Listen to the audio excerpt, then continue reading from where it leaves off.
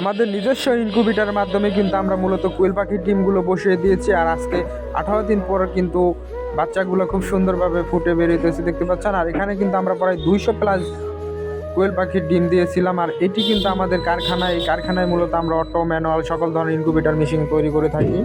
আর বাচ্চাগুলো কিন্তু মূলত এখন বোর্ডিং করতে হবে, সেই জন্য কিন্তু আমরা এখানে একটি কার্টন দিয়ে একটি বক্স সিস্টেম তৈরি করেছি। আর একটি লাল লাইট দিয়েছিলাম আমরা 100 ওয়াটের। আর এটি কিন্তু বাচ্চাগুলো বোর্ডিং করার জন্য নির্ধারিত একটা তাপমাত্রা প্রয়োজন, সেই জন্য কিন্তু আমরা একটা 3001 মডেল কন্ট্রোলার ব্যবহার করেছি, যেটি তাপ বেশি হলে, অতিরিক্ত হলে অটোমেটিক কিন্তু আপনার তাপটা বন্ধ করে দিবে। সেজন্য আমরা একটা 3001 কন্ট্রোলার ব্যবহার করেছি, যেটা আপনারা দেখতে পাচ্ছেন।